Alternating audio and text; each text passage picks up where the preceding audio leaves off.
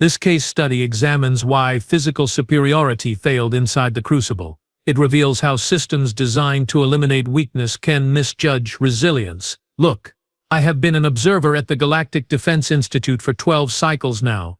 12 cycles of watching the galaxy's finest, strongest, and most lethal specimens walk through those chromium doors. I have seen Vraxian berserkers who could crush steel with their bare claws. I have witnessed Quellan phase shifters move through solid matter like it was morning mist.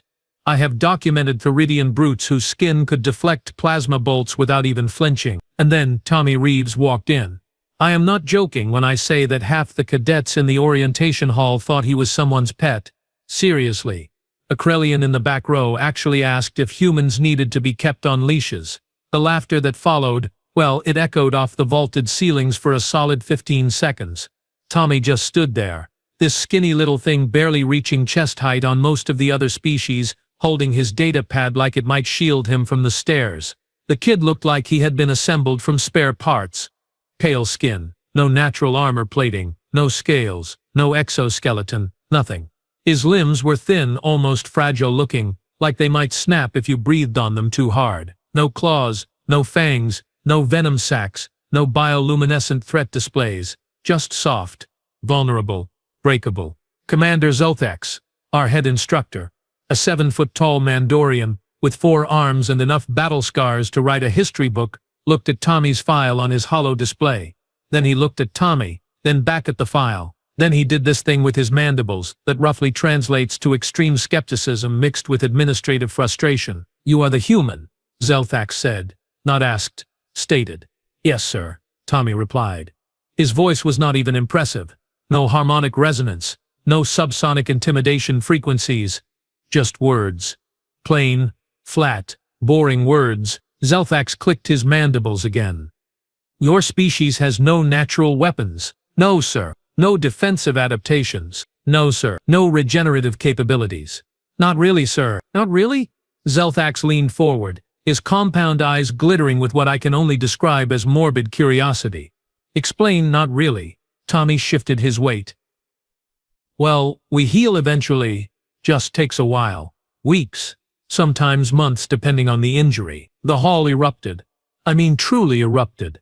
Cadets from 17 different species were howling, chirping, buzzing, and otherwise expressing their amusement at this ridiculous statement. Weeks to heal? Months? The Vraxian next to me could regrow a severed limb in 3 days.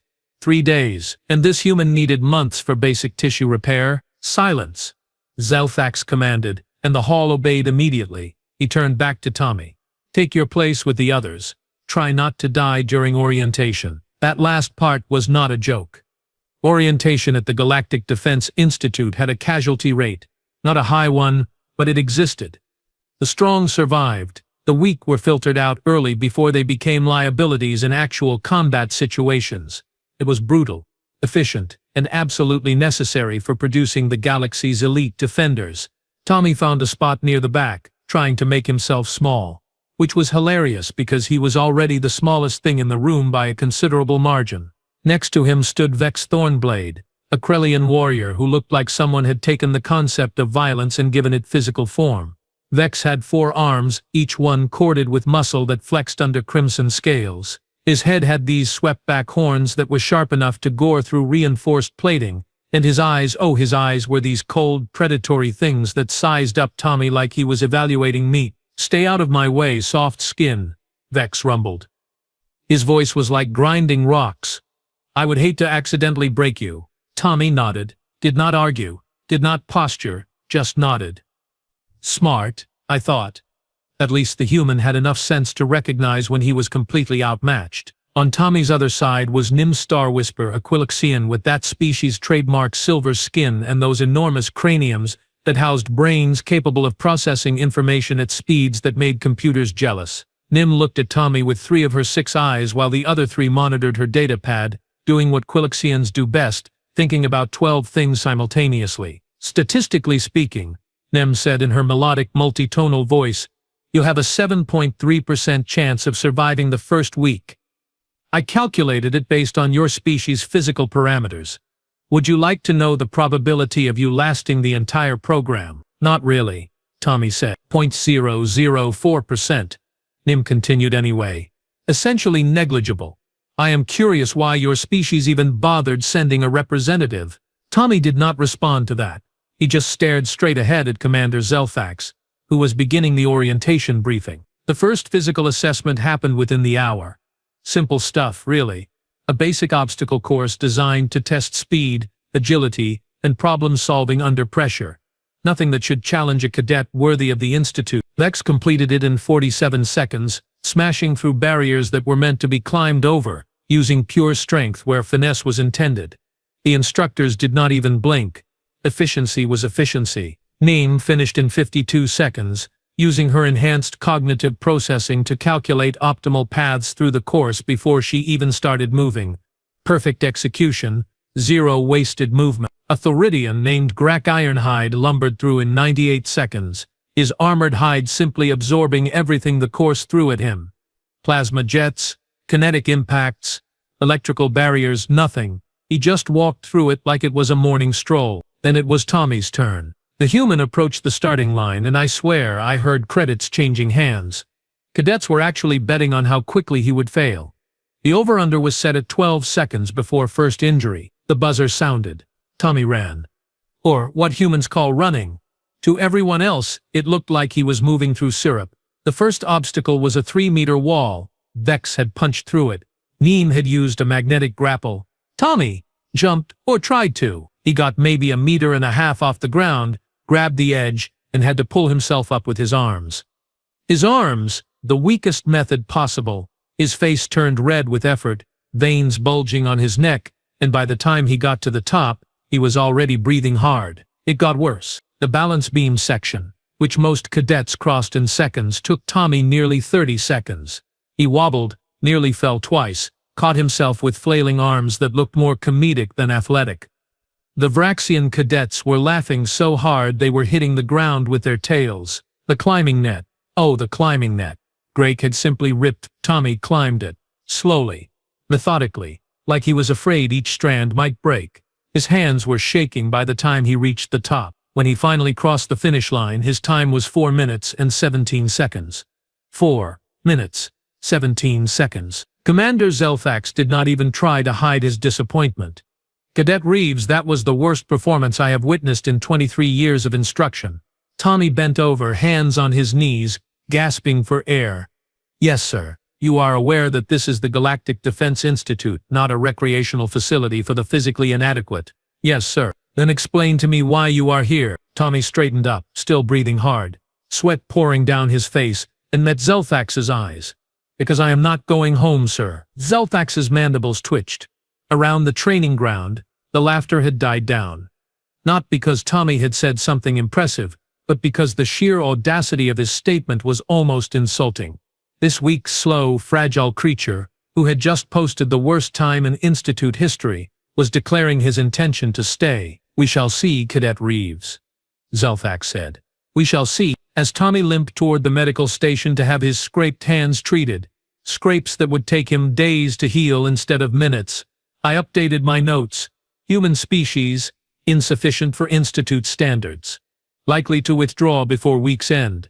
I had never been more wrong about anything in my entire life. But that, well, that revelation was still 3 weeks away. The second week brought the strength assessment, and if you thought the obstacle course was humiliating for Tommy, well, strap in. Because this was spectacular in all the wrong ways. The test was simple. Lift progressively heavier weights until failure. Standard protocol, used across the galaxy to measure raw physical capability. Vex Thornblade went first, naturally, because Krellians never miss an opportunity to show off. He maxed out the machine. Literally broke it. The hydraulic system gave out before his muscles did, and he was lifting approximately 2,000 kilograms when it happened. The instructors had to recalibrate everything. Vex flexed all 4 arms, his crimson scales gleaming under the training facility lights, and roared his victory to the ceiling. The other cadets, even the ones who hated him, showed respect. Power recognized power. Grak Ironhide lifted 1,800 kilograms. Neem, despite her slender build, managed 400 using Quiloxian enhanced muscle density. Even the smallest cadet before Tommy, A Zelthari scout named Pip Quickwing pulled 260. Tommy stepped up to the machine. The weight was set to the minimum, 50 kilograms. He grabbed the handles, braced himself, and pulled. His entire body shook with effort. His face went from red to purple. Veins stood out on his forehead like angry rivers, and he lifted it. Barely. The weight rose maybe 10 centimeters before his arms gave out and it crashed back down. 50 kilograms. Vex was laughing so hard he had to lean against the wall. 50? My offspring can lift more than that, and they are still in their egg sacs. Nim was not laughing, but her analytical tone was somehow worse. That is 0.025% of Vex's capacity. Fascinating.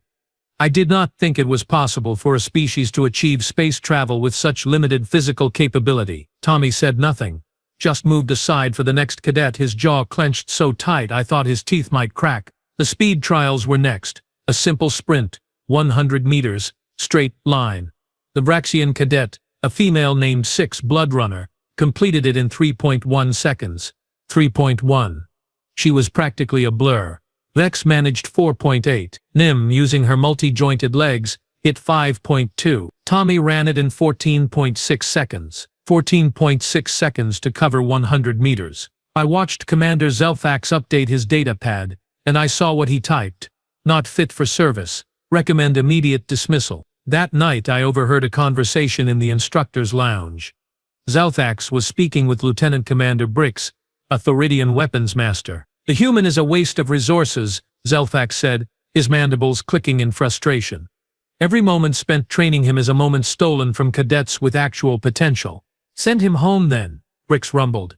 Better now than after he gets killed in live exercises. Command wants a human in the program. Politics. Apparently Earth's admission to the Galactic Council came with certain assurances. Politics. Rick spat the word like it was toxic. Politics does not win battles. Strength wins battles. Speed wins battles. That soft creature will die the moment he faces real combat, and his death will be on our record. Zelfax's mandibles twitched. Give him until the final trial. If he survives that long, which he will not, the simulation will eliminate him naturally. No political fallout, just natural selection. I should mention the regeneration test, because that was something special. Every cadet received a small controlled cut on their forearm. Just a minor wound, maybe 2 centimeters long, half a centimeter deep, standard medical oversight. Completely safe. The test measured healing speed, an essential combat metric. How quickly could you recover from injury? Six's wound closed in 45 seconds.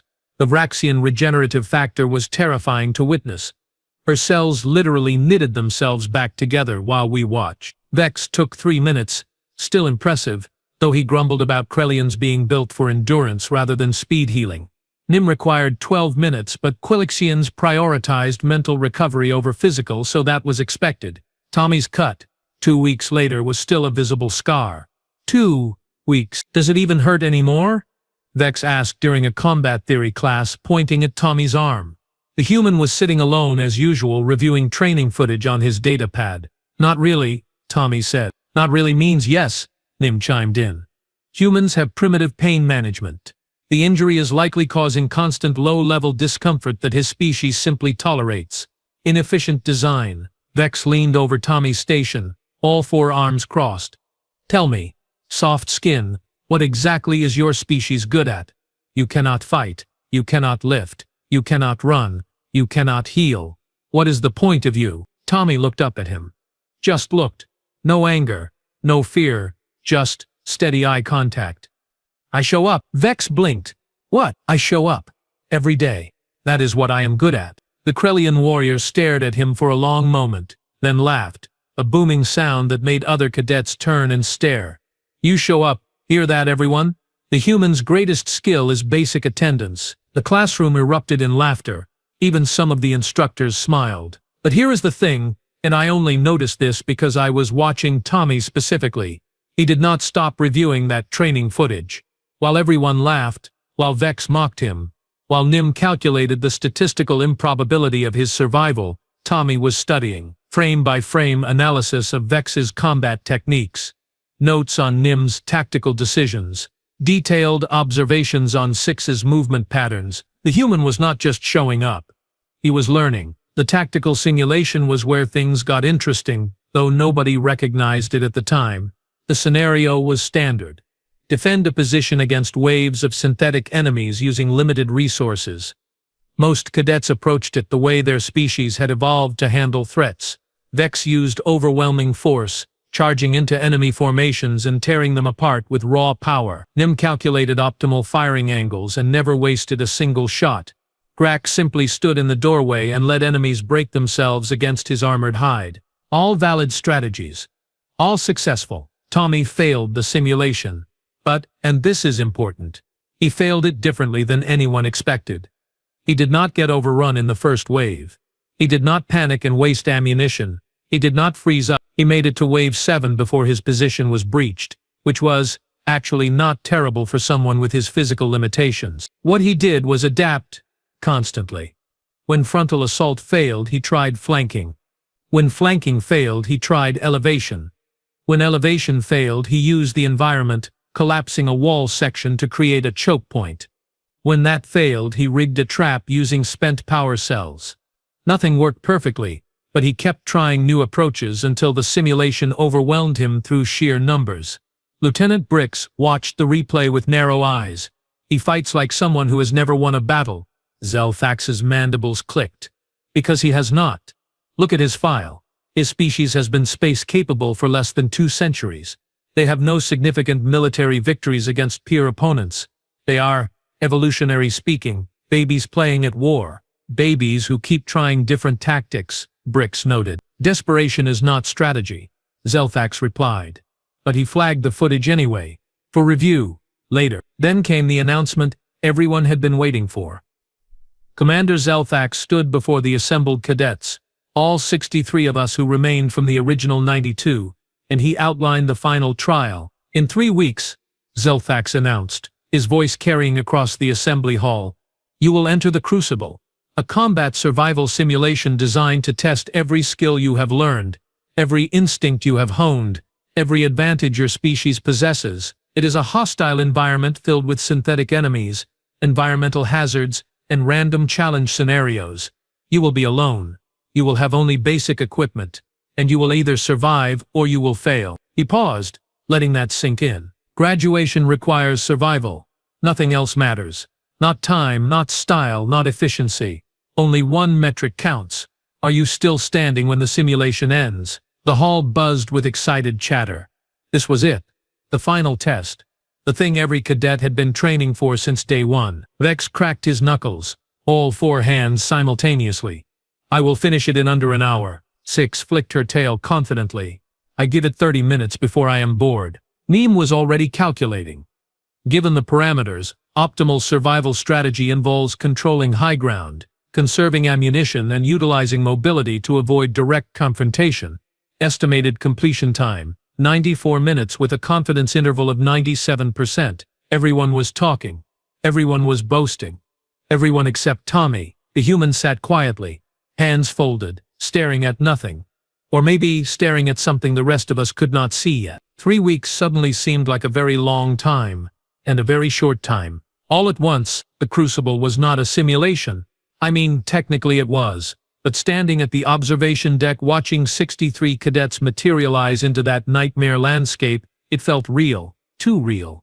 The environment was a ruined cityscape torn apart by some catastrophic event. Buildings leaned at impossible angles. Streets had collapsed into underground tunnels, and the sky was choked with ash that reduced visibility to maybe 50 meters. Perfect hunting ground for the synthetic enemies that were already spawning throughout the zone. Each cadet appeared in a random location with identical gear. 1 standard-issue plasma rifle, 3 energy cells, a combat knife, basic armor, and a medical kit. After that you were on your own. Survive for 6 hours, that was the goal. 6 hours in hell. I pulled up Vex Thornblade's monitor first, because of course I did. Everyone wanted to see what the Krellian would do. He materialized on top of a collapsed highway overpass. Took maybe 5 seconds to assess his surroundings, and then he smiled. That predatory, vicious smile that Krellians get right before they ruin someone's entire day. Below him, a patrol of 3 synthetic soldiers was moving through the rubble. Vex did not even use his rifle. He just jumped, dropped 12 meters straight down onto them like a crimson meteor. The impact alone killed 1 synthetic. The other 2 tried to react, but Vex had 4 arms and they had 2 weapons, and the math was not in their favor. He ripped one apart with his bare claws. The other one got its head twisted completely around. Elapsed time, 47 seconds.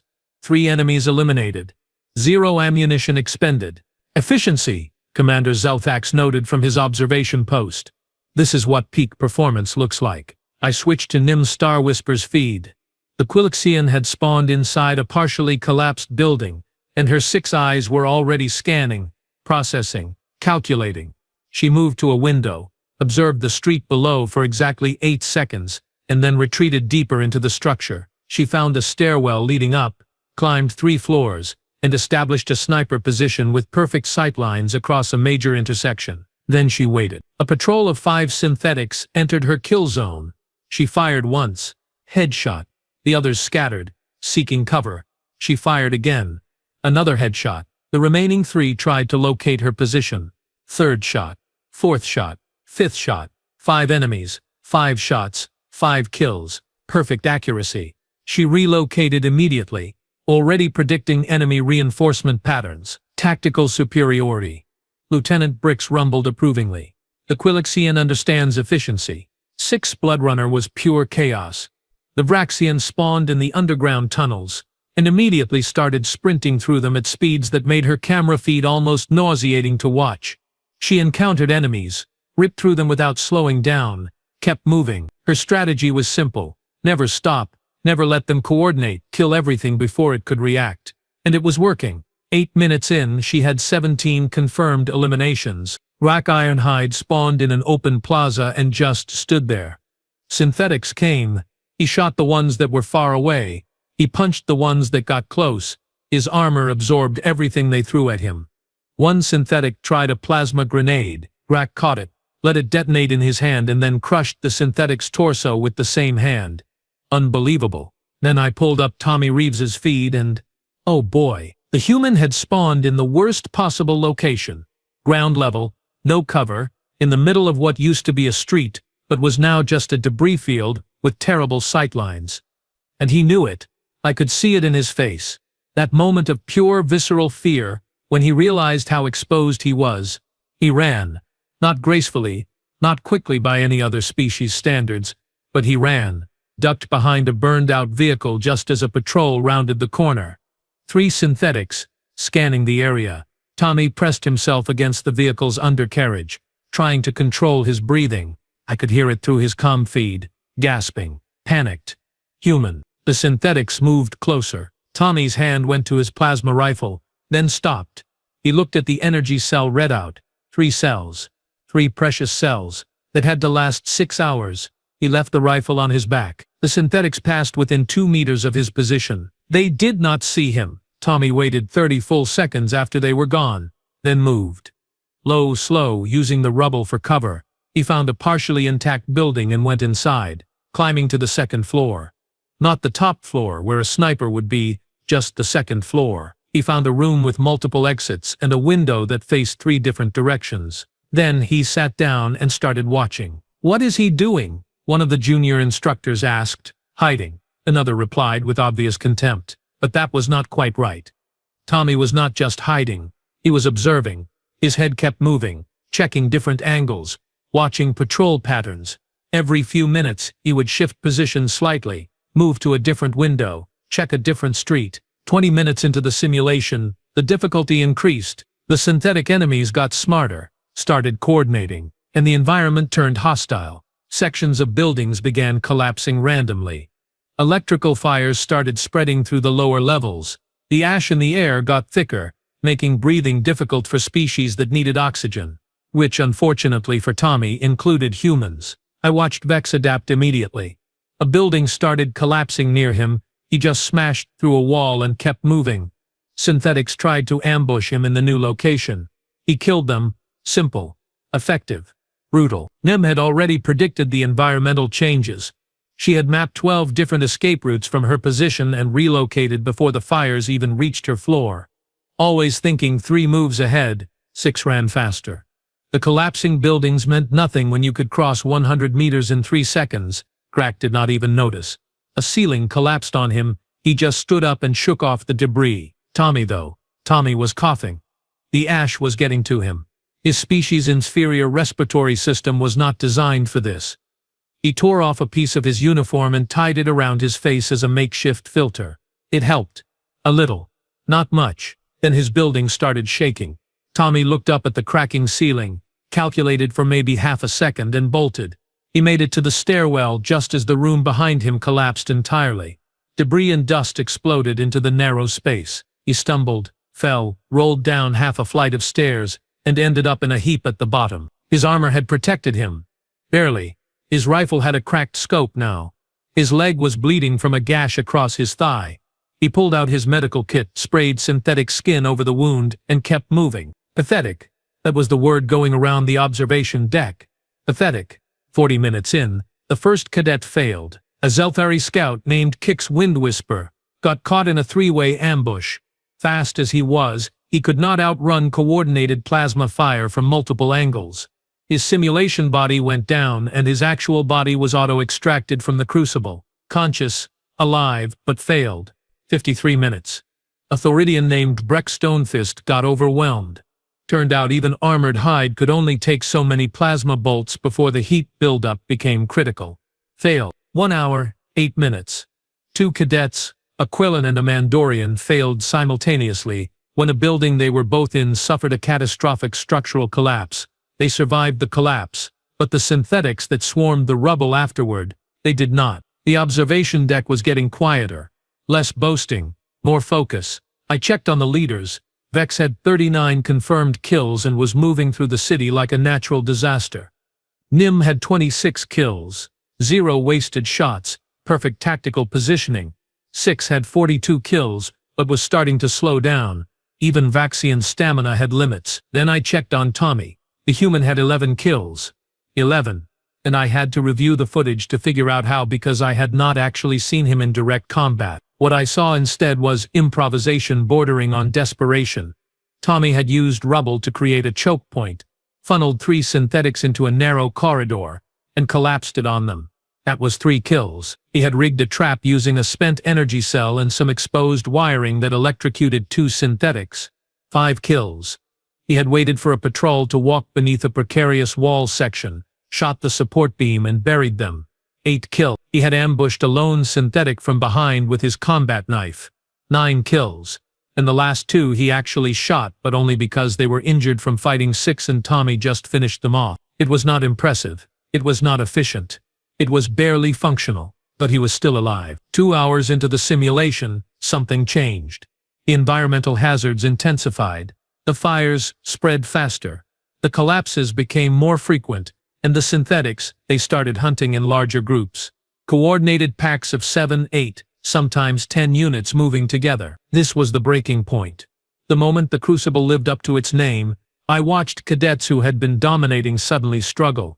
Even Vex had to retreat from a pack of 12 synthetics, because even his forearms could not handle that many targets simultaneously.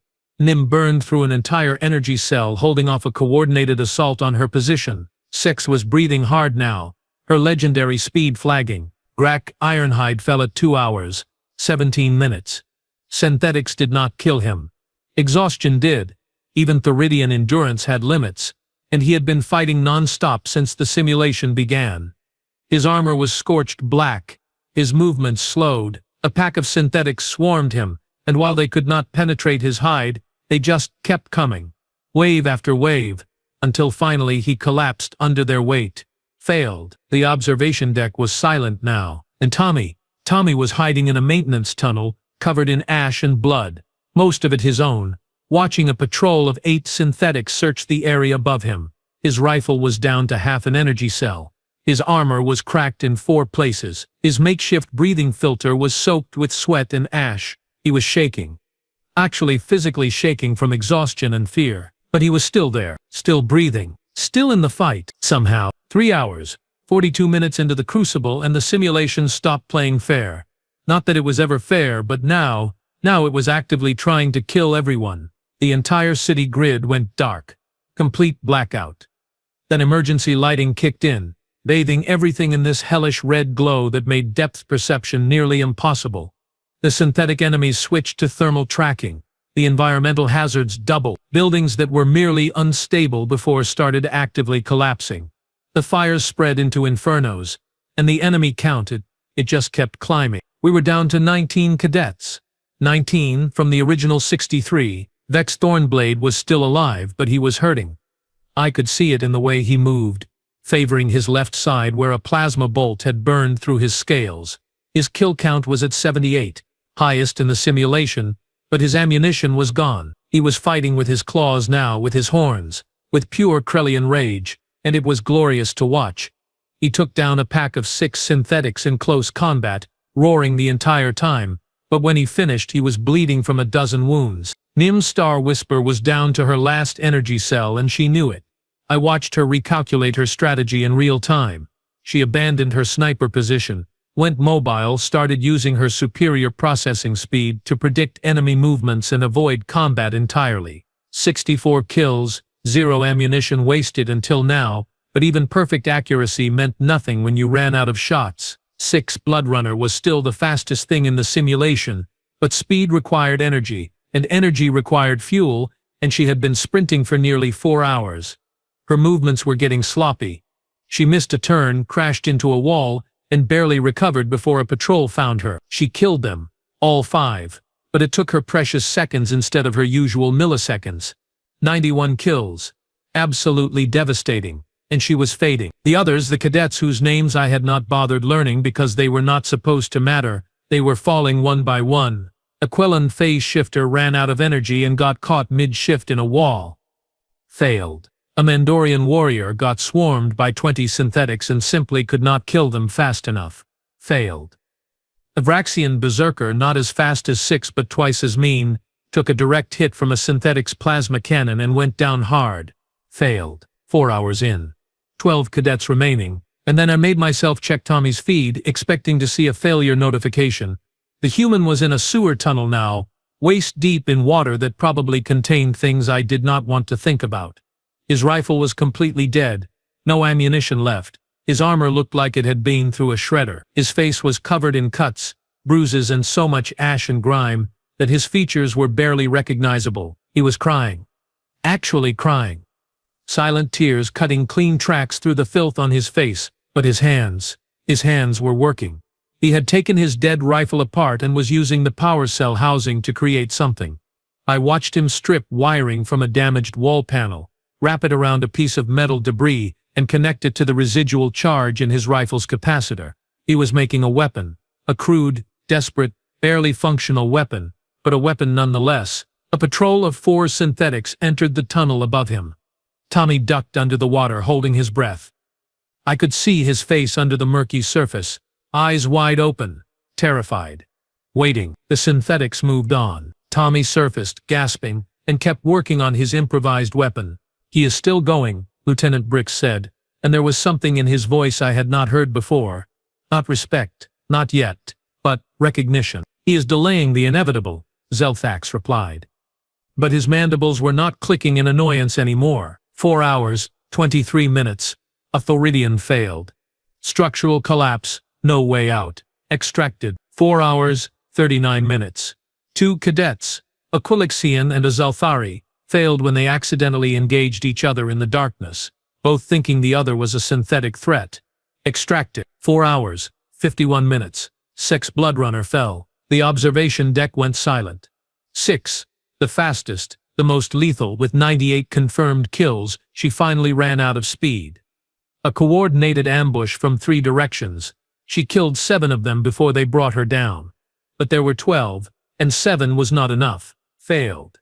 Extracted. We were down to 8 cadets. Vex was fighting in a burning building, surrounded, using a steel beam as a club because he had nothing else left. His roars had turned to gasps, but he kept swinging. Nim had found a collapsed structure and was buried in it, using the rubble as camouflage, waiting, conserving her last few shots for when they mattered most. And Tommy had climbed out of the sewer and was watching a massive battle unfold in the plaza ahead. At least 30 synthetics were converging on a position where another cadet, a Krellian female named Jex Warbringer, was making her last stand. She was magnificent, absolutely magnificent, taking them down 2 and 3 at a time, but there were too many. Tommy could have gone around, could have avoided the entire situation, could have stayed hidden. He did not. He ran toward the battle, his improvised weapon held in both hands. This ridiculous human with his improvised weapon and his broken armor charging toward 30 synthetic enemies. What is he doing? Someone shouted in the observation deck. He is committing suicide, another replied. But that was not right either. Tommy reached the edge of the plaza and threw his weapon. It arced through the air, landed in the middle of the synthetic formation, and detonated. The residual energy charge, amplified by the wiring configuration he had created, released in one electromagnetic pulse. It did not kill any of them, but it disrupted their coordination protocols. For maybe 3 seconds they were confused. 3 seconds was enough for Jex to break through the encirclement and retreat. She did not thank Tommy. She did not even look at him. She just ran. Survival instinct overriding everything else, Tommy ran too in the opposite direction because now every synthetic in the plaza was chasing him. He made it maybe 20 meters before they would have caught him, but a building, already weakened by fire and previous collapses, came down, directly between Tommy and his pursuers. Pure chance. Dumb luck. The building buried half the synthetics and blocked the others long enough for Tommy to disappear into the ruins. 5 hours, 12 minutes. Jex Warbringer failed 30 seconds later when she ran into a different patrol, but she had survived 30 seconds longer because of Tommy. Extracted. 5 hours, 27 minutes. Vex Thornblade fell. The observation deck was not silent anymore. People were standing, watching, because Vex was not going quietly. He was fighting like his species had fought for 10,000 years, like a warrior, like a legend. His forearms, his horns, his claws, his teeth, everything was a weapon. The synthetics kept coming. He kept killing them. 137 confirmed eliminations, but even legends have limits. A synthetic got a lucky shot. Plasma bolt to his primary shoulder. His dominant arm went limp. The others swarmed him. He took down 8 more before they finally overwhelmed him completely. Failed. Extracted. The Krellian warrior was weeping when his actual body was pulled from the simulation.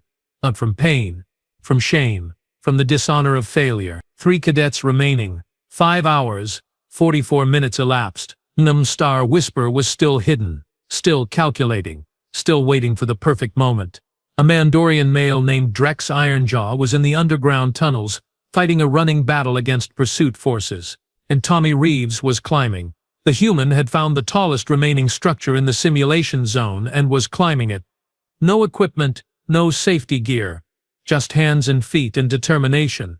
His fingers were bleeding, his arms were shaking. Every meter looked like it might be his last. "Why is he climbing?" Commander Zeltax asked, and for the first time he sounded genuinely curious rather than dismissive. "High ground advantage," Lieutenant Bricks suggested. "He has no ammunition. High ground is meaningless without offensive capability." But Tommy kept climbing, floor after floor, hand over hand, his breath coming in ragged gasps that his comm feed broadcasted to every observer. We could hear him talking to himself. Quiet words, encouragement, prayers, curses, whatever kept him moving. 5 hours, 56 minutes. Drex Ironjaw failed. Cornered in a dead-end tunnel. 23 synthetics. He killed 18 of them, before the math caught up. Failed. Extracted. 2 cadets left. Neem, Star Whisper, and Tommy Reeves. 4 minutes remaining. Nim made her move. She came out of hiding, used her last 3 shots to clear a path, and started running for an extraction beacon that had appeared at the 5-hour, 55-minute mark. The finish line. Survive until you reach it, and you pass. She was going to make it. Her calculations were perfect, her execution flawless. 72 confirmed kills, 0 wasted ammunition. Tactical superiority from start to finish. Then the simulation threw its final challenge. A previously collapsed highway section shifted, blocking her direct path. She could go around, but that would add 47 seconds to her route. She had 4 minutes. Plenty of time, except the synthetics had adapted too. They knew where the beacon was. They were converging on it from every direction. Nim recalculated. found a new route, started running. Tommy reached the top of his building. He stood on the roof, looking down at the burning city, at the chaos below. He saw the extraction beacon, glowing in the distance. He saw Nim running toward it. He saw the synthetics closing in. And he saw something else. A cable. A thick power cable that had once connected his building to another structure. It was damaged, hanging loose, but it stretched most of the way across the gap toward a building that was much closer to the extraction beacon. No, someone whispered in the observation deck. He would not. Tommy grabbed the cable, tested it. It held. Barely. He jumped. The human jumped off a 20-story building, holding a damaged cable swinging across a gap that would kill him instantly if he fell, because it might save him 30 seconds of travel time. The cable held for exactly the amount of time it needed to hold. Tommy slammed into the side of the opposite building, lost his grip, fell, caught a window ledge, pulled himself inside. He landed in a room full of synthetics. 6 of them. No weapons, no plan, no hope. He grabbed a piece of broken furniture and swung it like a club. It broke on the first synthetic's head. He kicked another one, hurt his foot more than he hurt it, stumbled back. They raised their weapons. The building shook. Another structural collapse. The floor gave way. Tommy and all 6 synthetics fell to the level below. The synthetics landed wrong, damaged, disabled. Tommy landed on top of them, rolled, got up, and ran. 1 minute, 30 seconds remaining. Nim was at the extraction beacon. She had made it. Perfect execution. She stood in the green glow of success, breathing hard, and allowed herself a moment of satisfaction. First place. Top of the class. Everything her species expected. Tommy burst from a building entrance 40 meters from the beacon. His leg was definitely broken now. He was not running anymore. He was hopping, limping, dragging himself forward. Blood streaming from a dozen wounds, ash caked on every surface, his uniform in tatters. 50 seconds. Synthetics appeared behind him, in front of him, to his sides. At least 20 of them. Converging. 40 seconds. Tommy was not going to make it. Everyone in the observation deck could see it. The math did not work. He was too slow, too hurt, too human. 30 seconds. The synthetics opened fire. Plasma bolts cut the air around Tommy. He dove forward, hit the ground, rolled behind a chunk of debris. 20 seconds. He looked at the beacon, looked at the synthetics, looked at his broken body, and he got up. 10 seconds. Tommy Reeves, the weakest cadet in the history of the Galactic Defense Institute, the one we had all mocked, the one with no advantages, no special abilities, no remarkable traits. He stood up on a broken leg and he ran. He ran like his life depended on it, because it did. 5 seconds. The synthetics fired. A plasma bolt hit his shoulder. He spun, fell, landed face first in the ash. 3 seconds. He crawled, hands and knees, dragging his broken body forward. 2 seconds. His hand crossed into the extraction beacon's perimeter. 1 second. The simulation ended. Tommy Reeves had survived. The observation deck exploded. Not with cheers. Not exactly, but with noise. Shock, disbelief, confusion. Because what we had just witnessed should not have been possible. Commander Zelfax was staring at the main display, where final statistics were scrolling. Nimstar Whisper, 72 kills, first to reach extraction beacon. Time 5 hours 59 minutes, 43 seconds. Excellent tactical performance. Graduated with honors. Tommy Reeves, 14 kills, second to reach extraction beacon. Time 6 hours exactly. Graduated. 14 kills. Compared to Vex's 137. Compared to Six's 98. Compared to Neem's 72. 14. But he had survived. I do not understand, Zelthax said quietly. I do not understand how he survived. Lieutenant Brix was reviewing the footage, his massive Theridian head nodding slowly. He adapted. Every time we changed the parameters, every time the difficulty increased, he found a new way. Not the best way, not the most efficient way. Just a way. He got lucky, someone said. 43 times, Brix replied. I have been teaching at this institute for 37 years. I have never seen anyone get lucky 43 times in a row. That is not luck. That is something else. I pulled up Tommy's complete performance file, analyzed his entire run through the simulation, and slowly, reluctantly, I began to see it. The pattern we had all missed because we were too busy watching the spectacular performances of the naturally gifted cadets. Tommy had not tried to overpower the simulation. He had not tried to outthink it. He had simply refused to let it break him. Every obstacle he found a way around. Every impossible situation, he found a possible solution. Every time he should have given up, he did not. The graduation ceremony was 3 days later. Nim Star Whispers stood at the top of the class. As expected, she received her honors, her commendations, her assignment to the Strategic Command Division. Well-deserved. Absolutely well-deserved. Tommy Reeves stood near the back of the graduating cadets. Still bandaged, still limping, still looking like he had been assembled from spare parts. But he was standing. Commander Zelthax approached the podium for his closing remarks. His mandibles were still.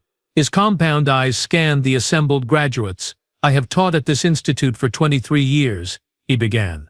"I have graduated over 4,000 cadets, warriors, strategists, heroes of the galactic defense, and in all that time, I believed I understood what made someone worthy of this uniform." He paused. I was wrong. The hall was silent. "We measure strength, speed, tactical acumen, regenerative capability. We test every physical and mental advantage, and those things matter. They matter greatly.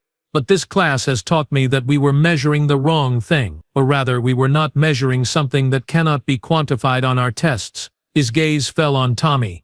"The human species has no natural advantages, no enhanced strength, no superior speed, no remarkable regeneration. By every metric we use, they should not be here. And yet Cadet Reeves survived the crucible, not through superiority, not through perfection, but through something far more dangerous." Zelthax's mandibles clicked once. He simply refused to stop. The hall remained silent, but something had shifted. You could feel it. The galaxy will throw challenges at you that you cannot outfight, problems you cannot outthink, situations where your advantages become meaningless. And in those moments, the only thing that will matter is whether you can look at impossible odds and choose to continue anyway. That is what makes a defender of the galaxy. He looked at all the graduates now. Some of you are stronger. Some of you are faster. Some of you are smarter. But all of you now know what it means to refuse defeat. Because you watched someone with every reason to quit, choose not to. Remember that. Remember him. And when you face your own impossible moment, remember that surviving is not about being the best. It is about being too stubborn to fail. The ceremony concluded. The graduates dispersed to their various assignments. I found Tommy later that day, sitting alone in the empty training facility where he had posted the worst obstacle course time in Institute history. "Congratulations," I said. He looked up, surprised. "Thank you. Can I ask you something?" "Sure." "Why did you never quit? You had every reason to. Everyone expected you to. Why did you keep going?" Tommy was quiet for a long moment. Then he smiled, tired and genuine. "Because going home meant admitting I could not do it. And I really did not want to admit that. That was it. No grand philosophy, no inspiring speech, just a stubborn unwillingness to accept failure. I had spent 12 cycles watching the galaxy's finest specimens train at the Galactic Defense Institute. Beings who could crush steel, move through walls, process information faster than computers, regenerate from grievous wounds. And then I watched a human graduate, not because he was superior, but because when every advantage failed, when every natural gift proved insufficient, when the galaxy itself seemed determined to break him, Tommy Reeves looked at the universe and said no. That, I realized, was the most dangerous thing in the galaxy. Not strength, not speed, not intelligence, stubbornness. And humans apparently had perfected it. We should have paid more attention to that. We really should have.